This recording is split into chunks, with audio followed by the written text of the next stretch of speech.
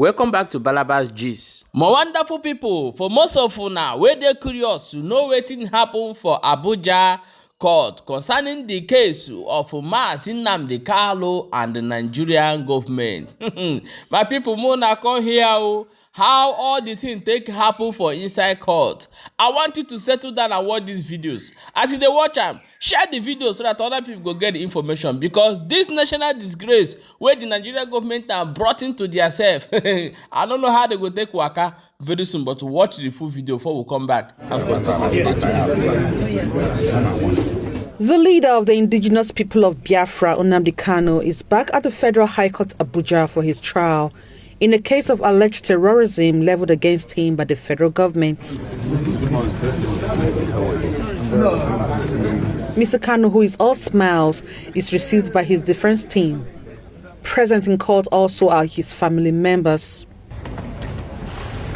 At the last hearing, the trial judge had approved an accelerated hearing of the case, and he kept to his words, just as the counsel to the federal government, Adegboyega Awomolo, called its first witness, a DSS officer, who testified behind the screen. This, according to him, is due to the nature of the case and for security reasons. The first witness of the federal government, with code name PWAAA, says he led the team that arrested Kanu at a hotel in Lagos on the 14th of October 2015, and the room where he was arrested looks like a broadcasting studio.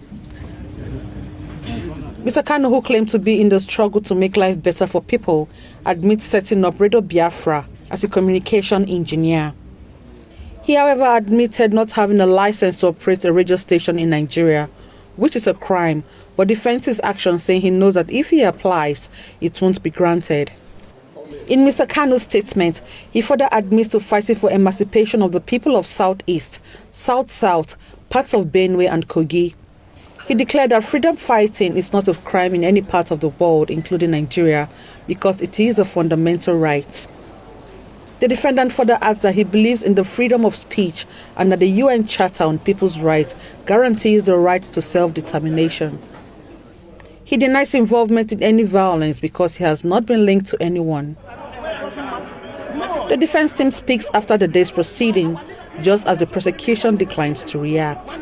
The matter has eventually kicked off without rancor. You needed to have been in court to observe the proceedings. All the parties cooperated, and PW1 testified. PW1 is Mr. AAA, as he was designated. He investigated the matter 10 years ago, and today he came and gave his evidence and tendered documents. The government is finally having the trial that it desires. Our position still remains unchanged despite the ongoing trial. That our client is innocent of the charges, that the case is driven by political considerations, and in the end, the innocence of our client will be established. After 10 long years, finally Nnamdi Kanu now has his day in court as the Nigerian government called its first witness. The case continues on Friday, May 2nd, under cross-examination by Kanu's lawyer. From the Federal High Court Abuja, Emanuela Ekele, Channels Television News.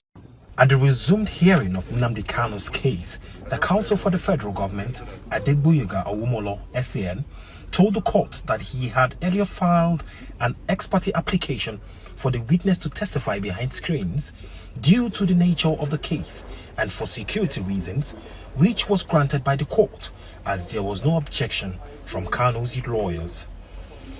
As the government formally opened its case against Kanu, its witness who testified behind the screen told the court that on 14th October 2015, he was assigned with some team members to arrest Kanu at the Golden Tulip Hotel in Lagos.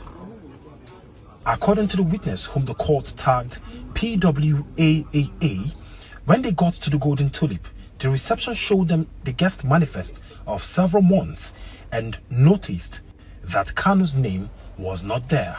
They, however, got an order to conduct a room-to-room search of the hotel, which produced Kanu in room 303 with a young lady.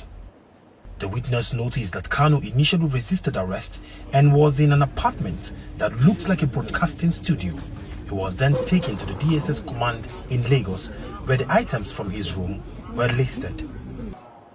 The witness went on to read a statement made by Kanu on the same day of his arrest, where the IPOB leader said he set up Radio Biafra because he believes in freedom of speech and that the UN Charter of People's Rights guarantees the right to self-determination. In the same statement, Kanu also noted that he was questioned without his lawyer or any legal representation, so he answered the questions asked him in the best way he could.